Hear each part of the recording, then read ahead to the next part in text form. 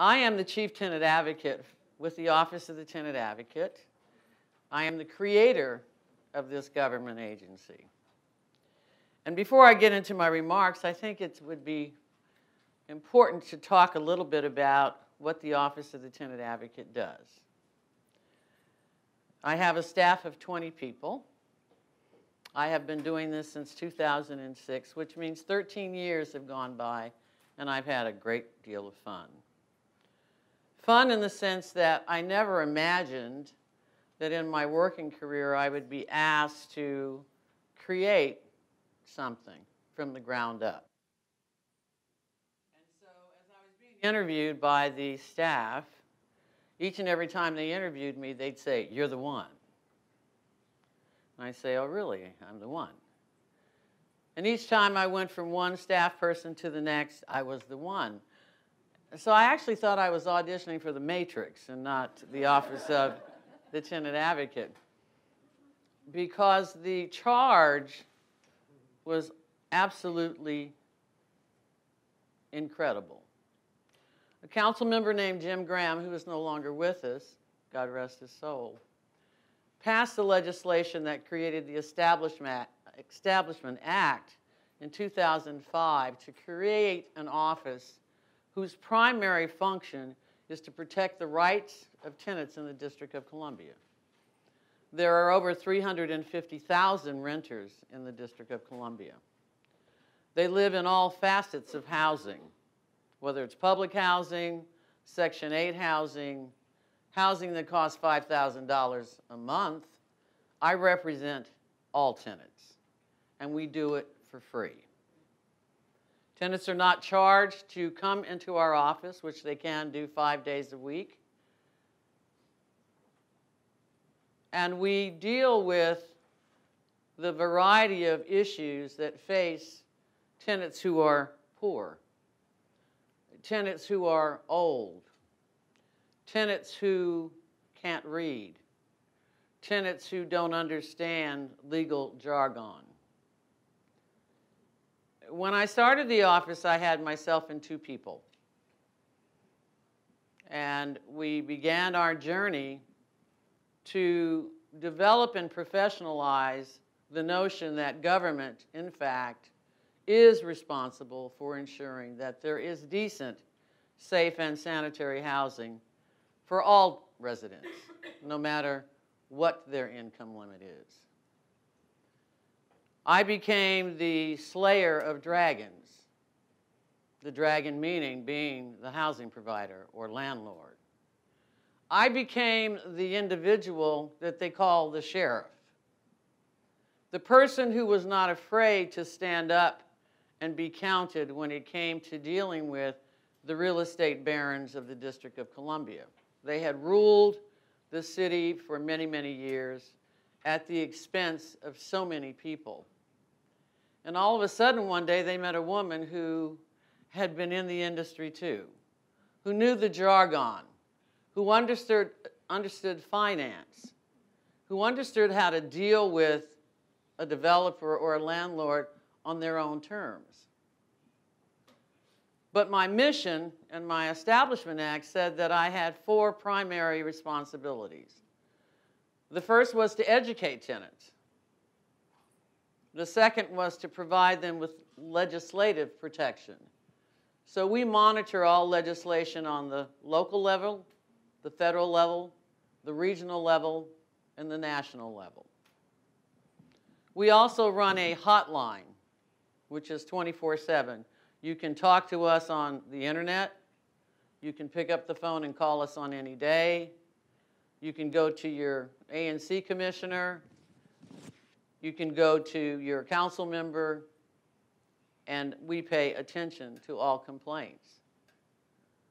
We see approximately 10,000 people a year, and that's those folks who walk into my office, not the ones who are writing into my office, or not the ones who call my office, but who physically walk into our office. Because we've made this office their home. We've made them believe that it was okay to tell us what your problems are. So creation of things is what I call visioning. I believe that all great leaders have visions. Barack Obama's vision was, yes, we can.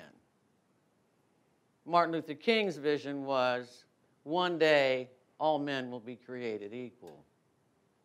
And my vision was to provide the greatest level of protection possible to all tenants in the District of Columbia.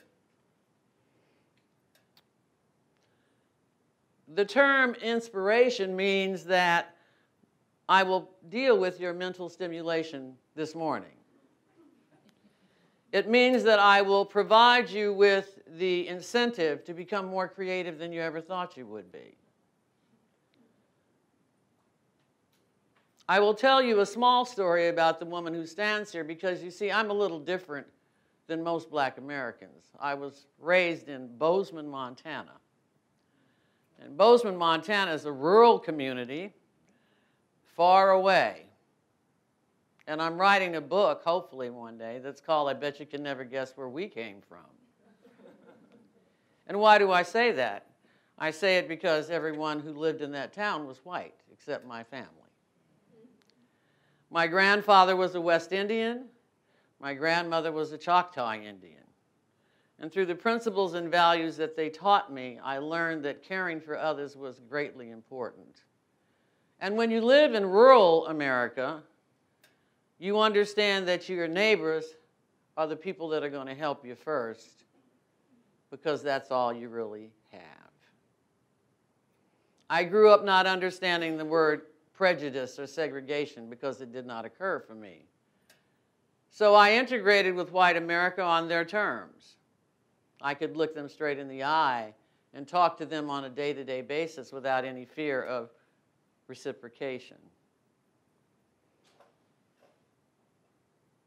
The job of the Chief Tenant Advocate in this city means that I stand as the gladiator, in some words. I stand as the little engine that could, in other words. I stand as the individual who has the impossible job of trying to change the way that people in this city live. We have been very successful in many areas. We've changed the statute. And in my speech that I wrote last night, which I'm speaking about in all kinds of terms now, I recall that the Establishment Act was the first area that I needed to focus my attention on. And for those of you who are leaders of cities, those of you who have high-level management jobs, I will leave a mantra that says, if you do not know the rules, you cannot play the game. Everything in life has a rule. If you remember being a child and Christmas time came and your mother gave you that wonderful gift and you tore it all the way open and you started to play with it and she said, wait a minute, let's read the instructions first. Let's find out how the game is played. Such is life. All aspects of life, there are instructions. And sometimes as we are busily trying to make sure that we are fulfilling whatever the goal may be, we forget to read the instructions, such as in the case of most tenants, the lease. They never read it. How many of you have rented an apartment? Can you raise your hand? Yeah. How many of you read your lease? You see, the lease is the first and foremost important instrument in your hand when you are a renter because it is a legal contract. When you sign on the dotted line, you are signing a legal contract. That's why you have the ability in this city to take a landlord to court. We have something called the Housing Conditions Calendar. We worked with the Superior Court to create a program in 2008 that would provide tenants with the ability to do what landlords do. Complain about the conditions in their housing environment and ask the judge to get them to get on the ball. That program doesn't exist anywhere else in this country. In fact, the Office of the Tenant Advocate doesn't exist anywhere else in the United States. We are the only governmental office in the United States that provides protections on a daily basis. In 2009, one Sunday, I was taking a luxurious bath, soaking off the week's dirt. And my husband came to the door and said, "You have a phone call." And I said, "Well, give me the phone." And so he gave me the phone, and all of a sudden I realized I was on a conference call with 30 people. And my first thought was, please don't slosh the water. Don't let them know that you're in the bathtub. And they were calling because we had had a fire in the city. And they said, "Well, what are you going to do with the tenants?" I said, "Well, the statute that I operate under doesn't say I need to do anything with the tenants." And so here I sat listening to a variety of government employees talk about, well, what are we going to do with the tenants? And at that very moment, I had a new vision. And I created the emergency housing program for the District of Columbia. The emergency housing program that I created provides all tenants in the city with 14 days stay in a hotel after the 3 days they were receiving from Red Cross. We provide them 60 days of storage for their personal belongings, should they have some, based upon the reason that their building has closed. We will also provide first month's rent and security deposit if, in fact, it is necessary. This year, we had a fire on September the 19th of 2018. 162 seniors were burned out of their home. I don't remember where I was driving when I heard that information. I was bringing my husband from the hospital. And I said, well, I guess I have something to do.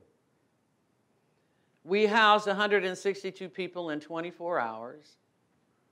We housed them for 5 months, and it cost us $1.7 million. Those seniors needed our protection, and we protected each and every one of them, whether they were in a wheelchair, whether they had dementia, whether they had anyone to see about them in the aftermath. We took care of the needs of those seniors. And all 162, a couple have passed away, but most of them were placed in new housing, where I believe they will be until their time comes. Leadership requires you to stand back and say what can be. Leadership requires you to be able to take the risk. Leadership requires and defines who you are as a leader. Because while you sit and gaze into the unknown, your mind is calculating new agenda remedies for the people that live in your community. In the introduction, the gentleman said I had been in housing for 20 years. It's actually 40, but I started at 8. So you understand, I'm still struggling to get down the road. My first assignment was with the National Corporation for Housing Partnerships. We built, developed, financed, and managed low and moderate income housing in 44 states in the United States. We had 88,000 units. I was the vice president of auditing, a program I created for that agency, because again, my mantra was, if you don't know the rules, you can't play the game. Once I realized that most of the resident managers didn't know the rules, I created the first industrial training program for the organization. And we trained our resident managers and our maintenance staffs across the United States to ensure that they were capable of meeting all of the governmental requirements that were required. I left there and I went to work for the District of Columbia and became the chief of management. And in that capacity, I managed 12,854 units of public housing.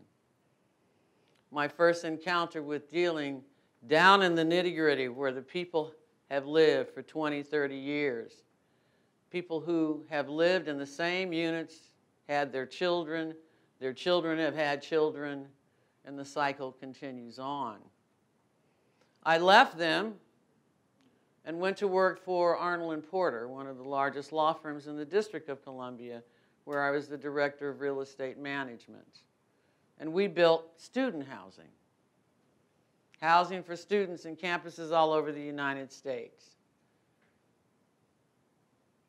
I left there, and then I worked for the National Association of Home Builders, the most racist organization in America. I had a builder say to me once, "You know, Johanna, you're the first black person I've ever listened to on any occasion." And I said, "Well, is that a fact?" But I increased the funding for rural builders in the United States. We created the first no down payment program for rural homeowners in this country. And when Congressman Gonzalez from Texas, who was then in charge of housing at the congressional level, said to me, "Well, I don't think this program is going to work," I said, "Well, let's give it a try." So he funded it for $191 million. That was in 1991. In 2019, the program was funded for $6 billion. It's still here. So people in rural America can go and buy a home with no money down. I've learned through my journey, and of course, this wasn't what I was going to do in life. I was going to be an attorney. But life has a way of taking you down many paths, and I'm certain that all of you women sitting in here today have realized that you are on a path, one that was defined for you in many different ways. A calling came to you and you decided that you would take the risk. You believed that outrageousness and injustice was not something that you could tolerate. You decided to stand up and be counted. Women have always stood up, and they've always been counted. It's just a matter of how. Most of the time, it was inside of your home. But now the opportunity is there for all of you to stand up and be counted in nations across this globe, in cities across this country. It is time for you to say, "I am here, and I want to make sure you know that I'm here." It's not what you wear. It's what you say. It's not how you say what you say. It's how you act. If you are absolutely sure that you are in the right job, then understand that you are the Muhammad Ali of your existence, because I am the Muhammad Ali for protection of tenants in the District of Columbia. I have tamed a mini dragon. They now don't say, "Well, we don't think the Office of the Tenant Advocate should exist." They understand that we are here for a purpose. We have changed the dialogue by bringing a balance to the system, and we continue to do that. Last week, I served on a panel with the DC Bar Foundation that discussed planned unit development. It's the new idea of allowing developers to go in and get bonus density when they're building developments for a trade-off with the government. Is it the right thing to do? Is it a method that you can use in your country? Probably. A guy named Ross created Columbia, Maryland. It's a planned unit development. Most people don't know that. The Inner Harbor of Baltimore is a planned unit development. And what that means is that they make an assessment of what the needs are on both a commercial, residential basis, and then they generate the bond financing to create how the structure of that particular aspect of the city will look.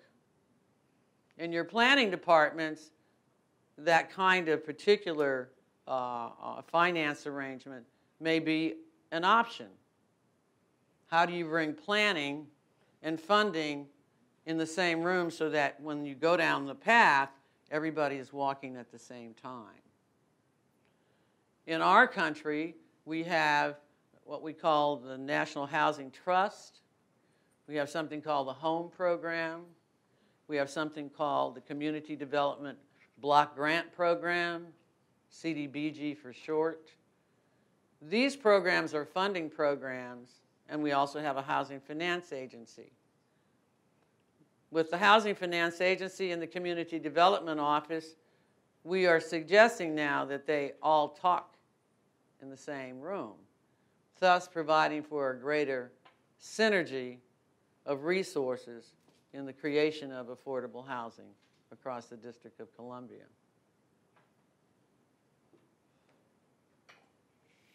Now I'll read my comments to you. While I understand that the organizers of this three-day program were in hopes of hearing from our illustrious Mayor Bowser, I hope that I can, for a moment, step into her shoes to provide all of you here today with some inspiration. That is, after all, my task.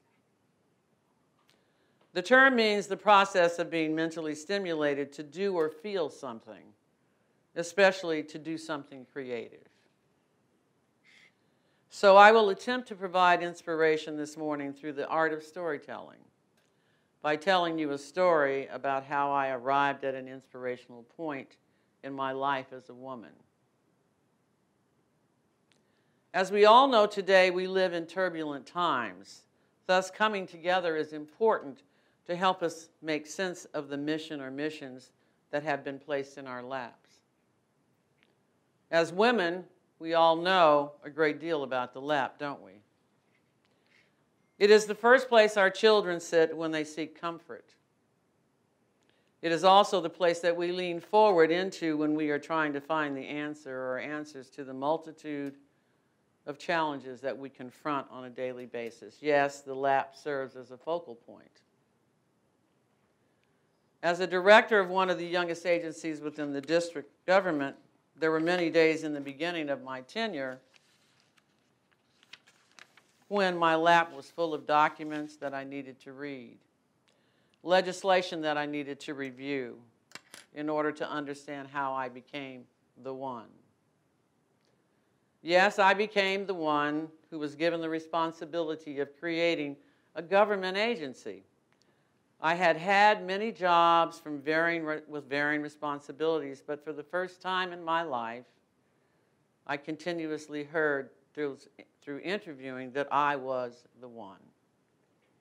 By the time I finished the process, as I said earlier, I thought maybe I had auditioned for the movie The Matrix rather than the position of Chief Tenant Advocate in the Office of the Tenant Advocate in the District of Columbia.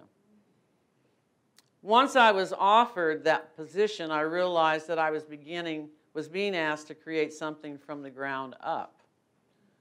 I was being called upon to bring out of my satchel of skill sets the art of visioning. I do believe that leadership development and growth begins with a vision. Visioning allows one to reach for the impossible. Visioning allows one to set the agenda, so to speak. Visioning allows us to dream about what it can be. Barack Obama's vision was, yes, we can. Martin Luther King's vision was that all men are created equal. And my vision was to create the agency that would create and implement programs that provided the greatest level of protections for tenants within the District of Columbia. It is a tall order of one's existence. In the words of Steve Jobs, if you are working on something exciting that you really care about, you don't have to be pushed. The vision pulls you. So on April the 18th, 2006, I started the agency with myself. Staff growth and development happened in a strategic manner, but began with myself and 2 staff.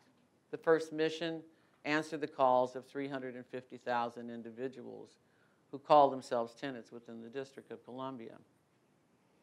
I realized early on that my ability to succeed required my return to the satchel of skill sets. I needed to understand all of the statutes that governed the agency. This was my first quest. What did the law say about my establishment?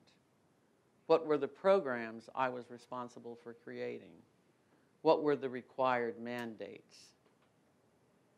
At that moment, I realized that I did not know the rules. You will never play the game if you don't know the rules. And in this instance, the game was real estate, tenants versus landlords. For a moment, let's drift back, and I've talked about that. I was charged with taming the dragon so to speak. The dragon was the housing provider. The dragon was spewing all of the fire that caused the sorrow and pain in so many quarters of this great city. Once I knew all of the rules, or shall we say guiding principles, I was armed with my first level of defense. All I now needed were more staff to help me carry out my vision. An old Hasidic proverb states that when one demonstrates self-confidence, it generates confidence in others. What I lacked in talent was made up with desire, hustle, and giving 110% all the time. And the strategy helped me gain the staffing I needed as well as more funding, because funding was an important ingredient in my quest to succeed. As my work began to produce results, I also began to gather the data needed to assess where the greatest needs for tenants existed.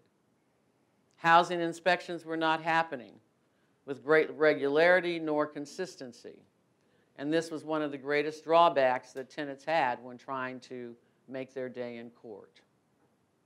Additionally, it occurred to me that the tenants also needed to be able to bring the landlord into court when they consistently failed to make repairs, so we assisted the court in creating the Housing Conditions Court. The court is solely for tenants, and daily they make their way to the court to file complaints against the landlords.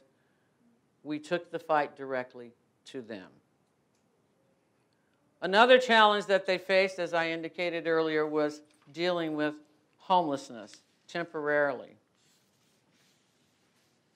DC is the only city throughout the nation that provides a program of emergency housing for tenants. In most cities, if a fire occurs, they get 3 days and then they're on their own. There's something inhumane about that. If you think about yourself, and of course it made me go back to my insurance policy. I live in a house and I said, well, would I get help if my house burnt? There are things that we take for granted, and sometimes if we haven't read the instructions, we just don't know. Passion is my greatest asset. It is the armor that I wear each and every day. And as one council member said to me years ago, you have to wake up each and every morning knowing that you are the chief tenant advocate. To some, I am a gladiator. To others, my agency is the little engine that could. But to all, I am the Muhammad Ali.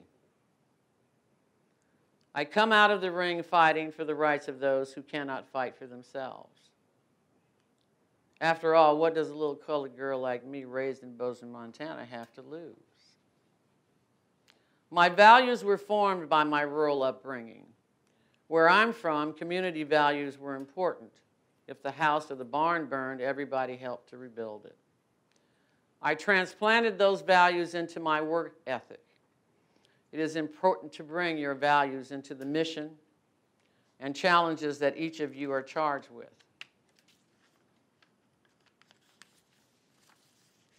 Whether you wear the hat of a mayor, a director, or top management executive, it is important to share your values with those with whom you are surrounded. It is important that you recognize that your vision belongs to all who have faith in your ability to succeed.